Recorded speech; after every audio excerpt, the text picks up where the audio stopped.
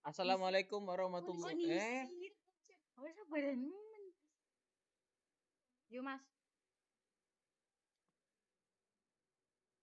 Assalamualaikum warahmatullahi wabarakatuh. Waalaikumsalam warahmatullahi Perkenalkan nama saya Muhammad Prima Adam dari kelompok 6 sebagai moderator akan memandu acara presentasi dari kelompok 6 ini.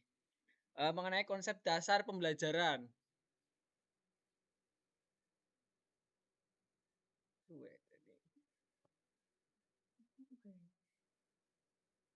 Ya, terus mata kuliah, kurikulum dan strategi perencanaan pembelajaran. Dosen pengampu Fadilah Falashifa MPD. Anggota ada Khairun Nadia, saya sendiri Muhammad Prima Adam yang paling tampan di kelompok ini, dan Nur Hayati.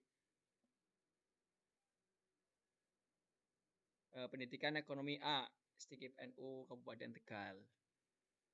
Materi yang pertama ada hakikat pembelajaran, hakikat belajar, hakikat pembelajaran, terus juga ada landasan konsep pembelajaran. Selanjutnya ada proses pembelajaran dan yang terakhir adalah hasil belajar dan pembelajaran.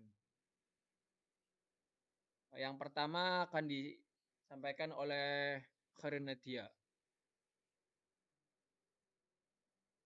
Oke, baik. Kita masuk ke materi yang pertama yaitu hakikat belajar. Pertama kita ketahui dulu, apa itu belajar? Belajar merupakan aktivitas yang disengaja dan dilakukan oleh individu agar terjadi perubahan kemampuan diri.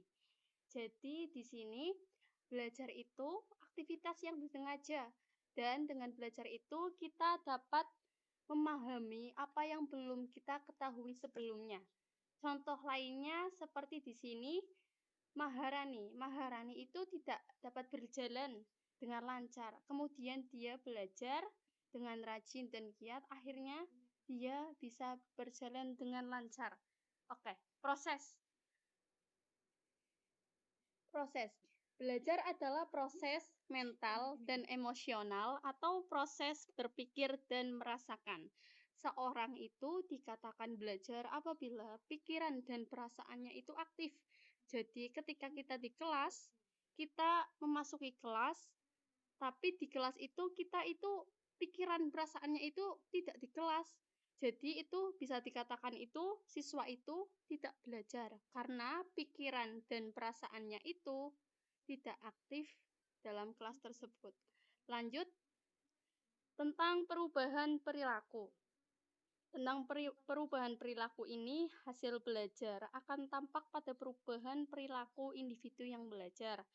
Ketika seseorang mengalami perubahan perilaku sebagai akibat kegiatan belajar lainnya. Seperti kita contoh mengetahui tentang sopan santun. Kita dikasih pembelajaran tentang perilaku bagaimana kita bertutur kata yang baik, menghormati orang yang lebih tua. Di situ kita bisa menampakkannya dengan perubahan perilaku kita akibat dari belajar tersebut. Lanjut tentang pengalaman. Kita juga sering mengetahui tentang bahwa pengalaman itu juga guru terbaik kita. Semisal kita pada pas SMK itu mengalami yang namanya suatu kegagalan pada sebuah mata pelajaran. Kita akhirnya lama-kelamaan kita berusaha untuk memperbaiki pengalaman belajar dan materi tersebut. Akibatnya kita bisa menjadi lebih baik, nilainya lebih bagus dari yang sebelumnya. Lanjut tentang hakikat pembelajaran. Menurut Mudhofir 1987-30 pada garis besarnya ada 4 pola pembelajaran. Yang pertama yaitu pola pembelajaran guru dengan siswa tanpa menggunakan alat bantu bahan pembelajaran dalam bentuk alat peraga. Jadi di sini guru itu belajarnya itu menggunakan ceramah atau bisa kita Lakukan dengan diskusi, tanya jawab antara guru dan siswa. Yang kedua yaitu pola guru dengan alat bantu dengan siswa. Di sini alat bantunya kita bisa sebut sebagai contohnya seperti alat peraga, globe, atau apa ya namanya itu, rangka tulang yang organ manusia itu bisa jadi. Jadi di sini guru itu mempelajari siswanya dengan alat peraga, alat bantu agar siswa itu lebih paham, lebih mudah memahami tentang pelajaran yang diajarkan tersebut. Terus yang ketiga, pola guru dengan media dengan siswa. Di sini media tersebut bisa menggunakan media cetak atau media online yang sekarang kita tahu bahwa kondisi COVID ini agar memaksimalkan pembelajaran daring kita menggunakan media, yaitu biasanya kita menggunakan Zoom, Google Meet, maupun Edmodo dan lainnya. Yang keempat yaitu pola media dengan siswa atau pola pembelajaran jarak jauh menggunakan media atau bahan pembelajaran yang disiapkan. Jadi di sini guru itu mempersiapkan dulu apa itu materi yang akan disampaikan kepada siswa dengan pola pembelajaran jarak jauh. Jadi bisa menggunakan PPT ataupun video YouTube dari yang nantinya akan disimak oleh siswa tersebut.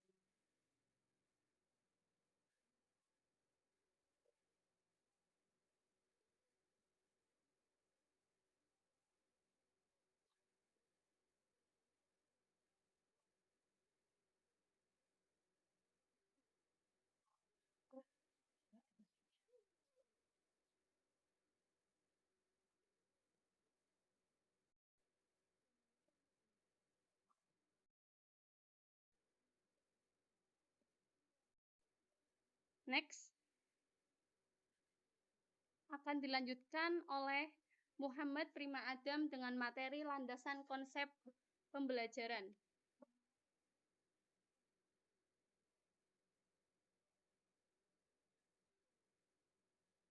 Oke, mengenai landasan konsep pembelajaran ya. Yang pertama ada filsafat.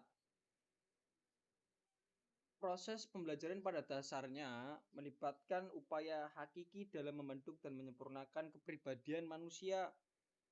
Mungkin secara filosofi, belajar berarti mengingatkan pada manusia mengenai makna hidup yang bisa dilalui melalui proses meniru dan memahami serta mengamati. Kemudian ada psikologi, yaitu perilaku manusia bisa berubah karena belajar dari perilaku yang mungkin amburadul menjadi lebih tertata atau sopan. Kemudian ada sosiologi, berkaitan pada makhluk individu dan sosial. Melalui belajar, individu bisa mempelajari lawan bersosialisasi, teman hidup bersama dan mampu membangun masyarakat sampai dengan negara dan bangsa. Oke, selanjutnya ada komunikasi. Komunikasi ibarat setali tiga uang yang satu memberikan pemaknaan terhadap yang lainnya. Dalam praktiknya, proses belajar atau pembelajaran akan menghasilkan suatu kondisi di mana individu dalam hal ini siswa dan guru, siswa dan siswa atau interaksi yang kompleks sekalipun pasti akan ditemukan suatu proses komunikasi, yaitu dalam kegiatan belajar mengajar komunikasi antara guru dan siswa, siswa dan siswa pasti terjadi dalam pembelajaran. Dan terakhir ada teknologi. Pada era penggunaan teknologi pendidikan, pembelajaran dan komprehensif harus memperhatikan perbedaan internet siswa. Di mana siswa saat ini dituntut untuk bisa belajar melalui teknologi. Seperti ini teknologi jarak jauh menggunakan HP, laptop, menggunakan aplikasi Zoom, Google Meet, dan lain sebagainya. Oke, selanjutnya ada dari Nur Hayati.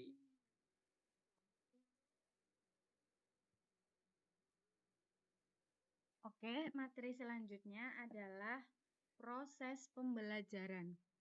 Menurut Mayer 2002-103, bahwa semua pembelajaran manusia pada hakikatnya mempunyai 4 unsur.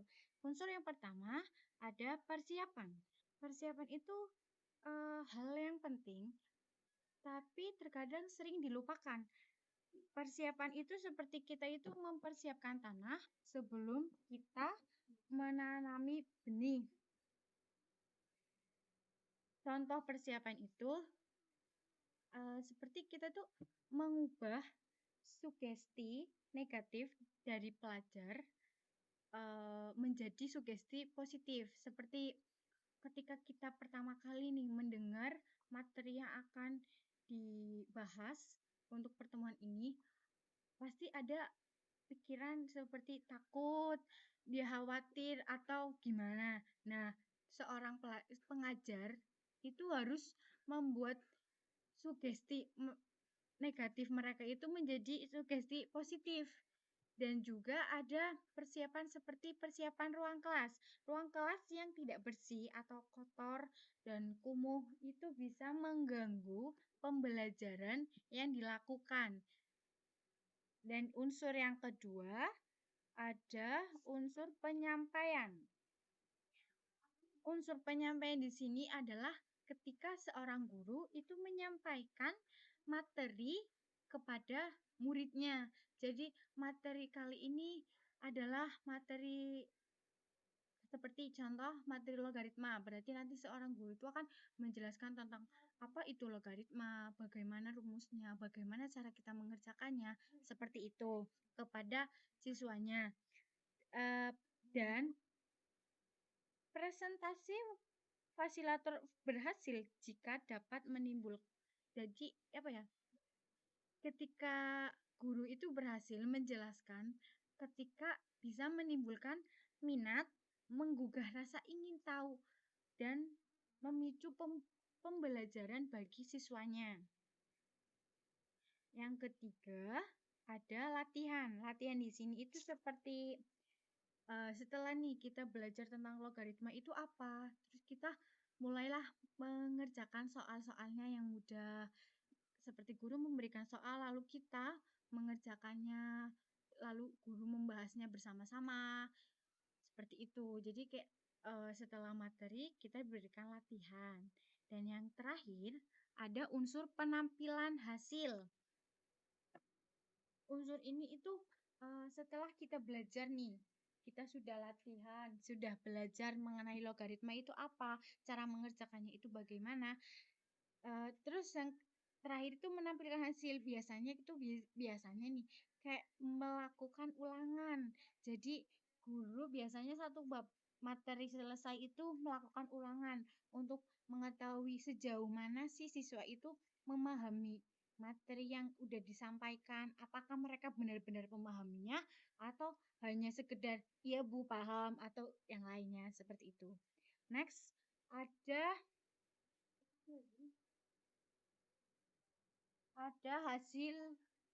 hasil belajar dan pembelajaran. Ini ada dua. Yang pertama ada hasil belajar. Menurut UNESCO,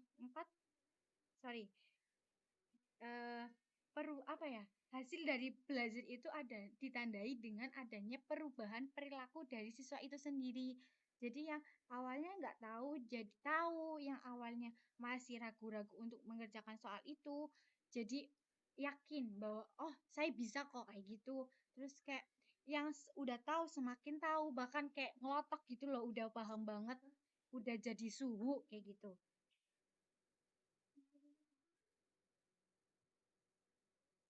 Dan ada beberapa faktor yang mendukung hasil belajar siswa, yang ada 3. Pertama ada faktor jasmani.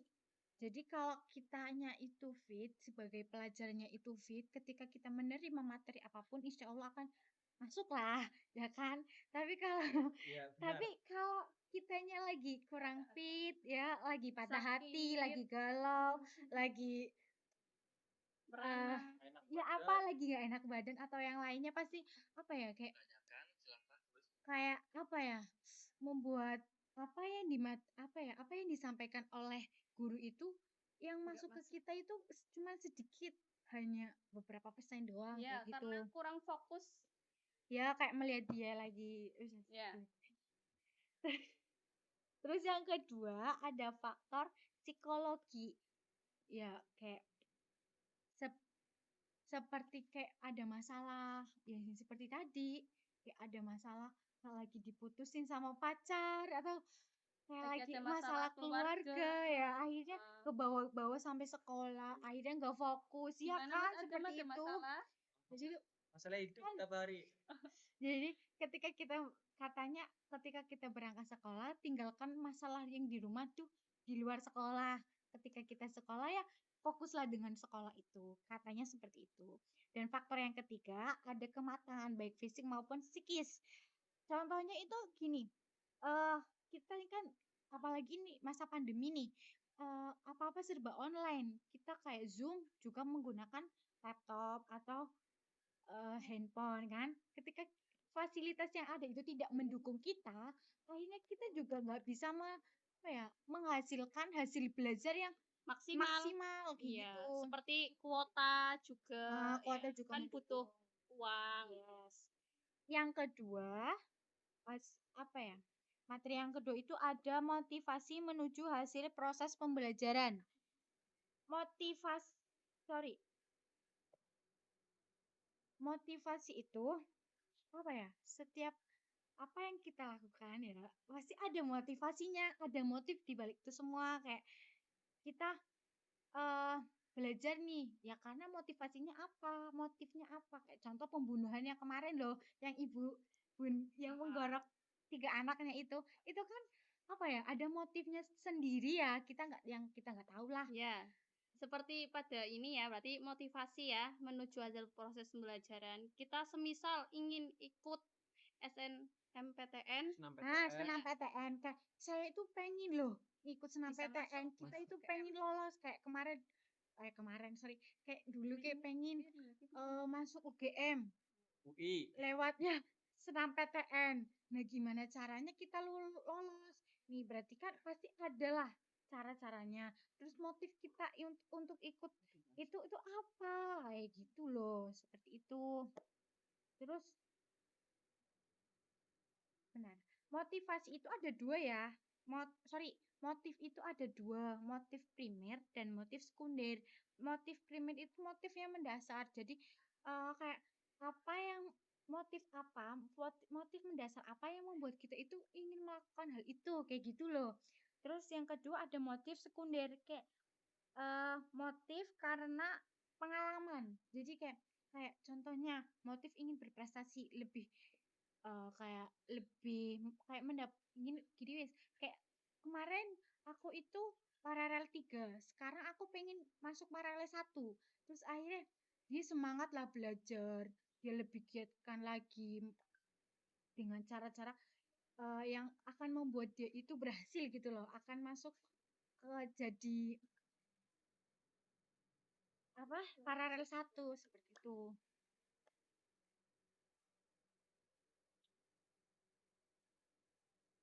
Oke, kesimpulan pada presentasi kali ini adalah pembelajaran merupakan suatu proses interaksi antara komponen-komponen sistem pembelajaran.